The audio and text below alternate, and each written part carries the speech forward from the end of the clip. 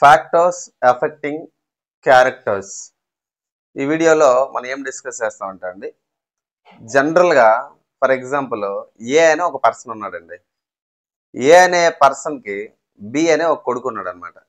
ఓకేనా? బి అనే ఒక అబ్బాయికి సి అనే ఒక కొడుకు ఉన్నాడు అనమాట. ఇప్పుడు ఏ అనేవాడికి బట్టతల ఉంది, బాల్డ్ హెడ్. బి అనేవాడు కూడా బాల్డ్ హెడ్ వచ్చింది. వాడి కొడుకు కూడా బాల్డ్ హెడ్ వచ్చింది. ఏ అనేవాడికి ఇంత పొడవు ముక్కు ఉంది, బి వాడు కూడా అంత పొడవు ముక్కే వచ్చింది, సి వాడికి అంత పొడవు ముక్కు వచ్చింది. కారణం ఏంటి? ఎందుకంటే ఈడు బాబు ఆడు కాబట్టి, ఆడు బాబు ఆడు కాబట్టి. ఈ బాబుల వల్ల కేవలం క్యారెక్టర్స్ వస్తాయా? ఎస్. అంటే బాబుల వల్ల రావు. ఆ బాబుల లోపల ఉన్నటువంటి సెల్స్ ఉంటాయి కదా, అంటే కణాలు అంటారు. సెల్స్ లోపల న్యూక్లియస్ ఉంటుంది కదమ్మా. న్యూక్లియస్ లోపల ఎవరు ఉంటారు? క్రోమోజోమ్స్ ఉంటారు. క్రోమోజోమ్ లోపల ఎవరు ఉంటారు? డిఎన్ఏ ఉంటారు. డిఎన్ఏ లోపల ఎవరు ఉంటారు? జీన్స్ ఉంటారు. ఆ జీన్స్ అనేవాడు సరిగా లేకపోతేనే ఈ పొడవు ముక్కులు పొట్టి ముక్కులు అన్ని రావడానికి కారణం. అదేనా? అందుకే ఫ్యాక్టర్స్ ఎఫెక్టింగ్ క్యారెక్టర్స్ అని చెప్పి ఒక మాట. ఓకేనా? సో జాగ్రత్తగా చూడండి. క్యారెక్టర్స్ అన్నాను కదమ్మా. క్యారెక్టర్ అంటే ఇది మంచోడు, దొంగోడు, చెడ్డోడు అని కాదు. ఇక్కడ క్యారెక్టర్ అంటే ఏదైతే ఒకే రకమైనటువంటి ఆస్పెక్ట్ కంటిన్యూస్ గా కనబడతా ఉందో దాన్నే అలా వచ్చే వాటిని వేరియేషన్స్ అని చెప్పి అంటారు. అంటే తండ్రికి ఒకవేళ నైట్ బ్లైండ్నెస్ ఉంటే, లేదా తండ్రికి పుట్టుమచ్చల ముఖం అంతా ఉంటే వాడి కొడుకు వచ్చి అనుకుందాం, లేదా బట్టతల వచ్చిందనమాట. పుట్టిన వాడికి వెంటనే బట్టతల రాదు, కొంత ఏజ్ వచ్చిన తర్వాత వస్తుంది. అదే నాకు తెలిసి ప్రపంచ చరిత్రలో పుట్టిన వెంటనే బట్టతలతో పుట్టినాడు ఎవరు లేదు. అదే తర్వాత రోజులు రావచ్చు. ఒకరి నుంచి వాళ్ళకి క్యారెక్టర్స్ వెళ్ళాయి. అంటే ఏం వెళ్ళాయి? ఈ క్యారెక్టర్స్ వెళ్ళాయి. ఆ క్యారెక్టర్స్ ఏవైతే వెళ్ళేటప్పుడు ఏమొచ్చింది? ఇక్కడ బాల్డ్ హెడ్ ఒకటే వచ్చిందన్న, బట్టతల వచ్చిందన్న. ఆ బట్టతలని నేను ఇక్కడ వేరియేషన్ అని పిలుస్తున్నాను. అర్థమైందా? వేరియేషన్ అంటున్నా. ఇవి ఎందుకు వస్తాయి సార్, ఎలా వస్తాయి సార్ అంటే, క్యారెక్టర్స్ లో వేరియేషన్స్ ఎందుకు కనిపిస్తాయి సార్ అంటే, వైవిధ్యాలు అంటారు తెలుగులోనే వేరియేషన్స్ అంటే. ఓకేనా? వైవిధ్యాలు అని చెప్పి అంటారు వేరియేషన్స్ అంటే. క్యారెక్టర్స్ అంటే లక్షణాలు అని అర్థం. చాలా ఇంట్రెస్టింగ్ ఆస్పెక్ట్, జాగ్రత్తగా వినండి, చాలా ఇంట్రెస్టింగ్ ఉంటుంది. అయితే వేరియేషన్స్ రావడానికి గల కారణం జీన్స్ అనే విషయం మీకు ముందే నేను చెప్పాను. ఈ జీన్స్ అంటే ఎవరు సార్ అంటే, ఓకేనా, జీన్స్ అంటే ఎవరంటే సెల్ ఉంటాయి. ఇప్పుడు మన ఇంట్లో లేదా ఫర్ ఎగ్జాంపుల్ అండి, ఒక బిల్డింగ్ కట్టాలంటే ఇటుకలు కావాలి. ఇటుకలు ఉంటేనే కదా బిల్డింగ్ అవుతుంది. అలాగే లివింగ్ ఆర్గానిజమ్స్, ప్లాంట్స్ కానీ యానిమల్స్ కానీ తయారవ్వాలంటే సెల్స్ కావాలి. ఆ సెల్స్ ఇలా ఉంటాయి. సెల్స్ మధ్యలో ఎవడు ఉంటాడు సార్ అంటే, సెల్స్ మధ్యలో న్యూక్లియస్ అనేవాడు ఒకడు ఉంటాడు. ఇవన్నీ పార్ట్స్, సెల్ లోపల, కణం లోపల ఉన్నటువంటి భాగాలు. న్యూక్లియస్ అంటే కేంద్రకం అని చెప్పి అంటారు. తెలుగు మీడియం వాళ్ళకి మాత్రమే టెర్మినాలజీ, ఇంగ్లీష్ మీడియం వాళ్ళు ఇదే నేర్చుకోవాలి. కేంద్రకం లేదా న్యూక్లియస్ అంటారు. న్యూక్లియస్ చుట్టూ కూడా ఎవరు ఉంటారండి? ఇలాగా ఫ్లూయిడ్ ఉంటుంది సెల్ లోపల. ఓకేనా? ఈ ఫ్లూయిడ్ ని మనం ఏమని పిలుస్తాం అంటే సైటోప్లాజం అని చెప్పి పిలుస్తారు. 9th క్లాస్ మొదటి పాఠంలోనైతే ఇవన్నీ కనబడతాయి అన్నమాట. సో బేసికల్ గా మనం కొంచెం తెలుసుకోవాల్సిన అవసరం కూడా ఉంది. ఓకేనా? సెల్ లోపల ఉన్నటువంటి ఫ్లూయిడ్ కణద్రవ్యం లేదా సైటోప్లాజం అంటారు. ఓకేనా? అయితే ఇప్పుడు న్యూక్లియస్ లోపల చిన్న దారాలు లాంటి స్ట్రక్చర్స్ ఉంటాయి, చిన్న థ్రెడ్ లైక్ స్ట్రక్చర్స్ ఉంటాయి అన్నమాట. ఈ థ్రెడ్ లైక్ స్ట్రక్చర్స్ ఏవైతే ఉన్నాయో వాటిని నేను క్రోమోజోమ్స్ అని చెప్పి పిలుస్తున్నాను. ఏమని పిలుస్తున్నానా? క్రోమోజోమ్స్ అంటాను. ఏమంటాను? క్రోమోజోమ్స్ అంటారు. ఓకేనా? అయితే ఇక్కడ క్రోమోజోమ్స్ అన్నాను కదా, ఈ క్రోమోజోమ్స్ అనేవి ఎలా ఉంటాయి తెలుసా? రిబ్బన్ ఆకారంలో ఉంటాయి. ఎలా ఉంటాయండి? రిబ్బన్ ఒక రిబ్బన్ అనేది ఎలా ఉంటుందో ఒక రిబ్బన్ లా కనిపిస్తాయి అనమాట. ఇలా కనిపిస్తాయి క్రోమోజోమ్స్ అనేవి, ఒక రిబ్బన్ లా కనబడతాయి అనమాట. నేనేమంటానంటే, ఈ క్రోమోజోములు లేదా క్రోమోజోమ్స్ ఎప్పుడైనా ఫర్ ఎగ్జాంపుల్ అమ్మా అటుగా ఇలా నడుస్తూ ఉంటే సడన్ గా దారిలో ఒక కుక్క వచ్చి ఇంత ముక్క పట్టుకుని వెళ్ళిపోయింది. అదేందా? అక్కడ మొక్క ఊడిపోద్దా లేదా? మొక్క ఊడిపోద్ది, ఖచ్చితంగా మొక్కే ఊడిపోద్ది. కుక్కలకి ఎప్పుడు మొక్కలు ఊడవు, మనకే ఊడిపోతాయి అనమాట. ఊడిపోయినటువంటి ప్రదేశంలో కొత్తగా స్కిన్ రావాలా వద్దా? రావాలి. కొత్తగా స్కిన్ రావాలంటే పోయినటువంటి సెల్స్ కొత్తగా రావాలి. కొత్తగా రావాలంటే ఏమవ్వాలి? ఒక్కొక్క సెల్ 2, 4, 6గా డివైడ్ అవ్వాలి. అంటే అలా విడిపోవడాన్ని, సెల్స్ అనే విడిపోవడాన్ని ఏమంటారంటే సెల్ డివిజన్ అని చెప్పి మనం పిలుస్తాం. Cell division.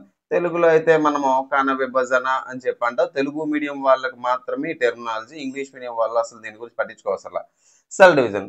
అయితే సెల్ డివిజన్ ఎప్పుడైతే జరుగుతుందో గుర్తుపెట్టుకోండి, సెల్ డివిజన్ ఎప్పుడైతే జరుగుతుందో సెల్ డివిజన్ జరిగినప్పుడు మాత్రమే క్రోమోజోమ్స్ అనేవి కంటికి కనిపిస్తాయి మైక్రోస్కోప్ లో, గుర్తుపెట్టుకో.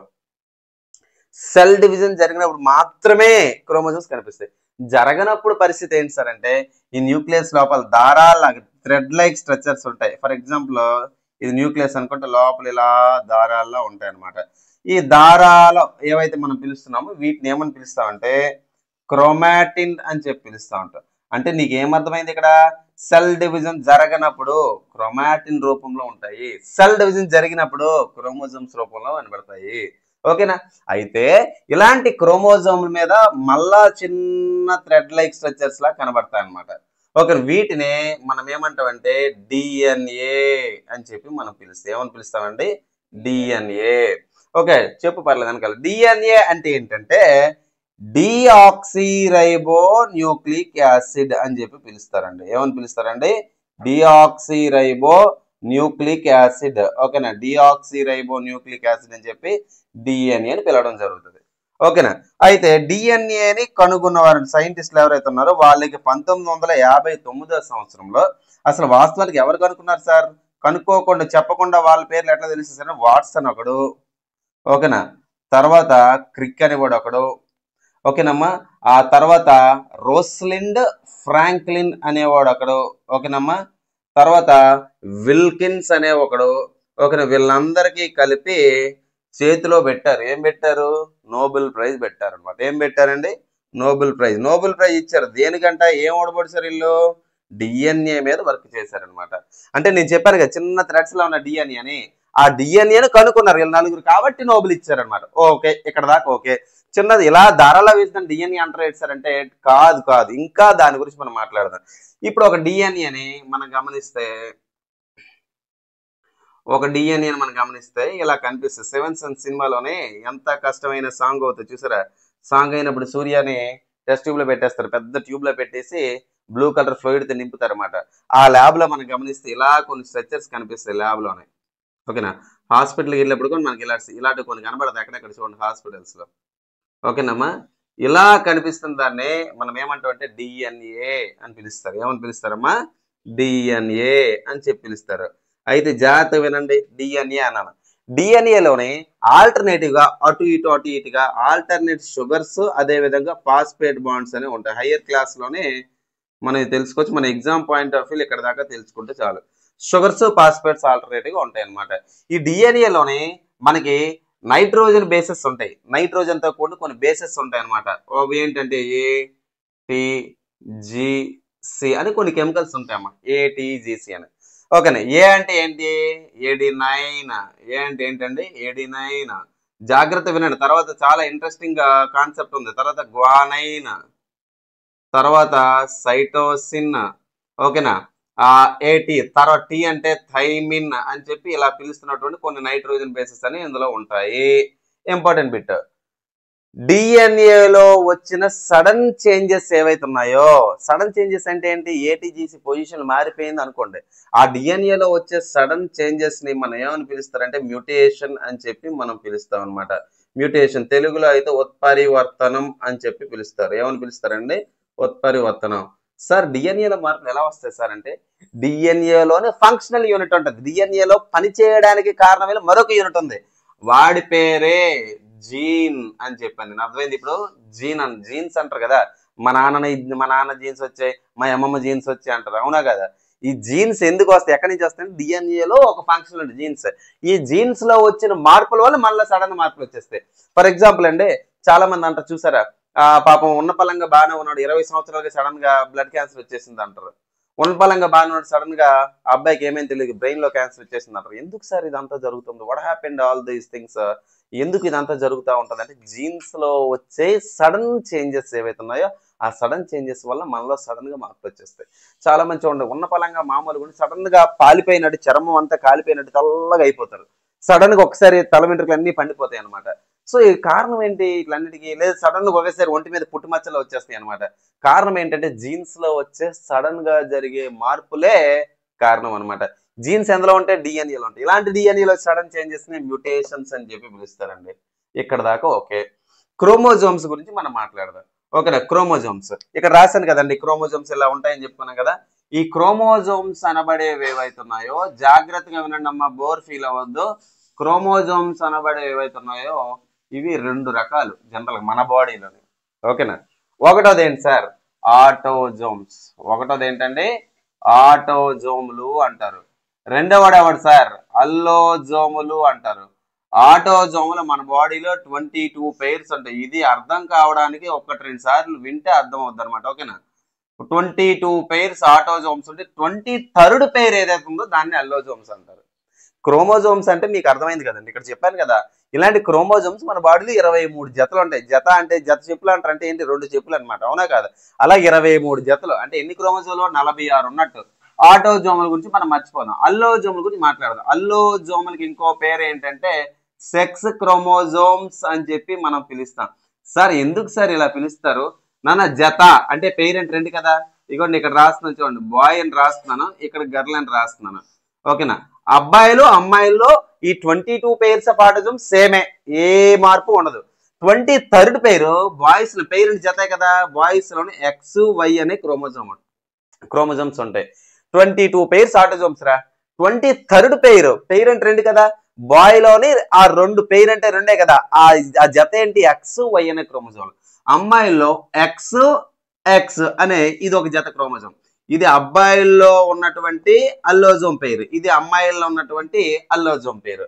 ఓకేనా? అయితే ఇప్పుడు నాన్న ఒక యాక్చువల్ గా పరిపక్వత అంటే మెచ్యూరేషన్ తర్వాత కొత్త ఆర్గానిజం పుట్టాలి అంటే, కొత్త జీవి తయారవ్వాలంటే ఈ బాయ్ ఈ గర్ల్ ఏంటంటే వాళ్ళలో ఉన్నటువంటి గ్యామెట్స్ ఏవైతే స్పర్మ్స్ అండ్ ఎగ్ ఉన్నాయి కలిస్తే కొత్తగా ఒక బేబీ అనేది ఏర్పడుతుంది కదా.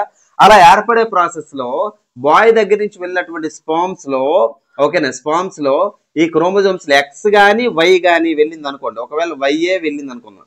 ఎలా తెలుస్తుంది సార్ X Y అంటే? వెళ్ళేటప్పుడు 2 వెళ్తాయి, ఒకటి పనికిరాదు, ఒకటి పనికి వస్తాయి క్రోమోజోమ్. అర్థమైందా? Y వెళ్ళింది, గర్ల్ దగ్గర 2 Xలు ఉన్నాయి కదా, ఏదైనా ఒక X కలిసింది అనుకోండి. ఇప్పుడు ఒక XY కలిస్తే బాయ్ గర్ల్ చెప్పండి? XY కలిస్తే బాయ్ గర్ల్?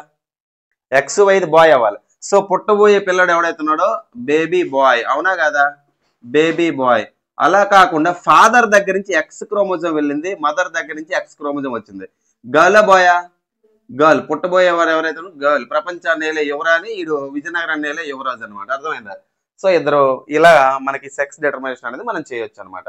అయితే మొట్టమొదటిసారి ఈ సెక్స్ క్రోమోజోమ్ కనుక్కున్నటువంటి సైంటిస్ట్ ఎవరు సార్ అంటే, ఎవరు వర్క్ చేశారు సార్ అంటే గుర్తుపెట్టుకోండి, థామస్ హంట్ మార్గాన్ అనే పిలుస్తున్నటువంటి ఒక సైంటిస్ట్. థామస్ హంట్ మార్గాన్ అనేవాడు. అదేవిధంగా థియోడార్ సట్టన్ అనే పిలుస్తున్నటువంటి ఒక సైంటిస్ట్. గుర్తుపెట్టుకోండి, థామస్ TH మార్గన్ అంటారు, థామస్ హంట్ మార్గాన్, థియోడార్ సట్టన్ అని పిలుస్తే ఇద్దరు శాస్త్రవేత్తలు ఎందులో కనుక్కున్న తెలుసా? ఫ్రూట్ ఫ్లై అంటే ఒక మర్రి పళ్ళను తిన్నటువంటి ఒక ఈగలో కనుక్కున్నారు. దాని యొక్క సైంటిఫిక్ నేమ్ ఏంటంటే డ్రోసోఫిలా మెలనోగాస్టర్ అని చెప్పి పిలుస్తారు. ఏమని పిలుస్తారండి? డ్రోసోఫిలా మెలనోగాస్టర్ అని చెప్పి పిలవడం జరుగుతుంది అనమాట. సో మార్గాన్ సట్టన్ అనేవాడు ఈ డ్రోసోఫిలా మెలనోగాస్టర్ లో ఈ సెక్స్ క్రోమోజోమ్ కనుక్కోవడం జరిగింది. దీని తర్వాత న్యాచురల్ సెలక్షన్ చాలా అందంగా మంచి థియరీ చార్లెస్ డార్విన్ అనేవాడు ఇంట్లో నుంచి పారిపోయి కనుక్కున్నాడు అనమాట. అర్థమైందా? వాళ్ళ నాన్న ఇంట్లో నుంచి బయటకు తగిలేస్తే వాడు బయటికి వెళ్ళి కనుక్కొని వచ్చాడు, సైంటిస్ట్ అయ్యి వచ్చాడు అనమాట. అదేంటో వాట్ ఈజ్ వాట్ అనేది ఈ వీడియోలో మనం తెలుసుకుందాం నెక్స్ట్ వీడియో. రైట్ అండి? Thanks for watching this video. Thank you very much.